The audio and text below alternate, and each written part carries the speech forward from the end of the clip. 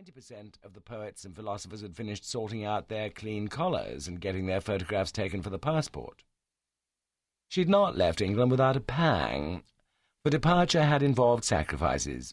More than anything else in the world, she loved her charming home, Windles, in the county of Hampshire, for so many years the seat of the Hignett family.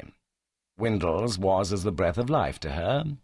Its shady walks, its silver lake, its noble elms, the old grey stone of its walls, these were bound up with her very being. She felt that she belonged to Windles, and Windles to her. Unfortunately, as a matter of cold legal accuracy, it did not. She did but hold it in trust for her son, Eustace, until such time as he should marry and take possession of it himself. There were times when the thought of Eustace marrying and bringing a strange woman to Windles chilled Mrs. Hignett to her very marrow. Happily, her firm policy of keeping her son permanently under her eye at home, and never permitting him to have a speech with a female below the age of 50, had averted the peril up to now. Eustace had accompanied his mother to America. It was his faint snores, which she could hear in the adjoining room, as, having bathed and dressed, she went down the hall to where breakfast awaited her. She smiled tolerantly. She had never desired to convert her son to her own early-rising habits, for apart from not allowing him to call his soul his own, she was an indulgent mother. Eustace would get up at 9:30, long after she'd finished breakfast, read her correspondence, and started her duties for the day. Breakfast was on the table in the sitting-room, a modest meal of rolls, porridge, and imitation coffee. Beside the pot containing this hell brew was a little pile of letters. Mrs. Hignett opened them as she ate. The majority were from disciples, and dealt with matters of purely theosophical interest. There was an invitation from the Butterfly Club, asking her to be the guest of honour at their weekly dinner. There was a letter from her brother Mallaby, Sir Mallaby Marlowe, the eminent London lawyer, saying that his son, Sam, of whom she had never approved, would be in New York shortly, passing through on his way back to England, and hoping that she would see something of him. Altogether a dull mail. Mrs. Hignett skimmed through it without interest, setting aside one or two of the letters for Eustace, who acted as her unpaid secretary to answer later in the day. She had just risen from the table when there was a sound of voices in the hall, and presently the domestic staff, a gaunt Irish lady of advanced years, entered the room. "Ma'am, there was a gentleman." Mrs. Hignett was annoyed. Her mornings were sacred. "Didn't you tell him I was not to be disturbed?" "I did not. I loosed him into the parlour."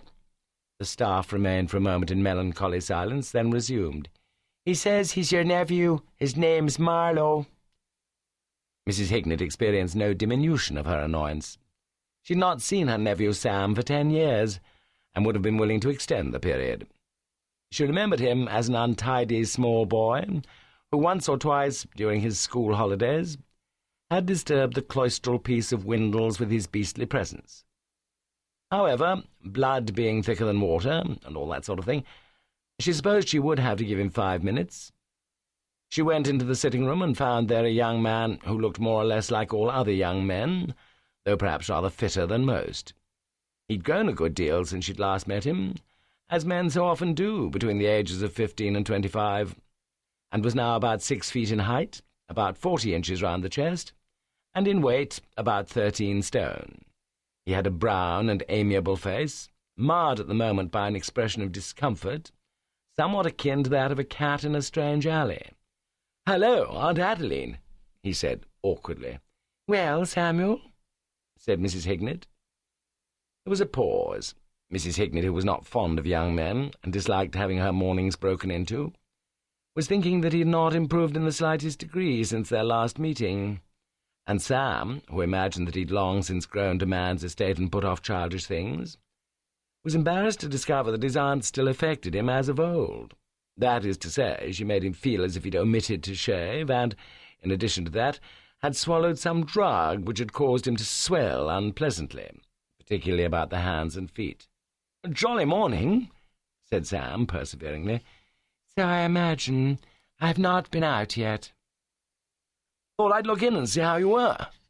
"That was very kind of you. The morning is my busy time, but yes, that was very kind of you." There was another pause. "How do you like America?" said Sam. "I dislike it exceedingly." "Yes? Well, of course some people do. Prohibition and all that. Personally, it doesn't affect me. I can take it or leave it alone. I like America myself," said Sam. "I've had a wonderful time. Everyone has treated me like a rich uncle. I've been in Detroit, you know, and they practically gave me the city and asked me if I'd like another to take home in my pocket. Never saw anything like it. I might have been the missing heir. I think America's the greatest invention on record." "And what brought you to America?" said Mrs. Hignett, unmoved by this rhapsody. "Oh, I came over to play golf, in a tournament, you know." "Surely at your age," said Mrs. Hignett disapprovingly, "you could be better occupied. You spend your whole time playing golf?" "Oh, no, I play cricket a bit and shoot a bit, and I swim a good lot, and I still play football occasionally." "I wonder your father does not insist on your doing some useful work." "He is beginning to harp on the subject, rather. I suppose I should take a stab at it sooner or later. Father says I ought to get married, too." "He's perfectly right." "I suppose old Eustace will be getting hitched up one of these days," said Sam. Mrs. Hignett started violently. "Why do you say that?" "Eh? What makes you say that?" "Oh, well, he's a romantic sort of fellow. Writes poetry and all that." "There's no likelihood at all of Eustace marrying. He is of a shy and retiring temperament, and sees few women. He is almost a recluse." Sam was aware of this, and had frequently regretted it. He'd always been fond of his cousin in that half-amused and rather patronising way in which men of thews and sinews are fond of the weaker brethren, who run more to pallor and intellect. And he'd always felt that if Eustace had not had to retire to Windles to spend his life with a woman whom from his earliest years he'd always considered the empress of the washouts, much might have been made of him. Both at school and at Oxford, Eustace had been, if not a sport, at least a decidedly cheery old bean. Sam remembered Eustace at school, breaking gas globes with a slipper, in a positively rollicking manner. He remembered him up at Oxford, playing up to him manfully at the piano on the occasion when he'd done that imitation of Frank Tinney, which had been such a hit at the Trinity Smoker. Yes, Eustace had had the makings of a pretty sound egg, and it was too bad that he'd allowed his mother to coop him up down in the country, miles away from anywhere. "Eustace is returning to England on Saturday," said Mrs. Hignett. She spoke a little wistfully. She'd not been parted from her son since he'd come down from Oxford, and she would have liked to keep him with her till the end of her lecturing tour. That, however, was out of the question. It was imperative that, while she was away, he should be at Windles. Nothing would have induced her to leave the place at the mercy of servants, who might trample over the flower-beds, scratch the polished floors, and forget to cover up the canary at night. "He sails on the Atlantic." "That's splendid," said Sam. "I'm sailing on the Atlantic myself. I'll go down to the office and see if we can't have a stateroom together." "But where's he going to live when he gets to England?" "Where's he going to live?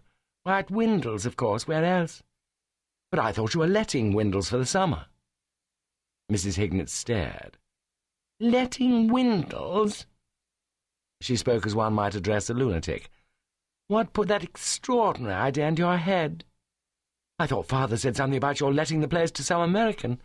"Nothing of the kind." It seemed to Sam that his aunt spoke somewhat vehemently, even snappishly, in correcting what was a perfectly natural mistake. He could not know that the subject of letting Windles for the summer was one which had long since begun to infuriate Mrs. Hignett. People had certainly asked her to let Windles. In fact, people had pestered her. There was a rich fat man, an American named Bennett, whom she'd met just before sailing at her brother's house in London. Invited down to Windles for the day, Mr. Bennett had fallen in love with the place, and had begged her to name her own price. Not content with this, he'd pursued her with his pleadings by means of the wireless telegraph while she was on the ocean, and had not given up the struggle even when she reached New York. She'd not been in America 2 days when there had arrived a Mr. Mortimer, bosom friend of Mr. Bennett, carrying on the matter where the other had left off. For a whole week, Mr. Mortimer had tried to induce her to reconsider her decision, and had only stopped because he'd had to leave for England himself to join his friend. and even then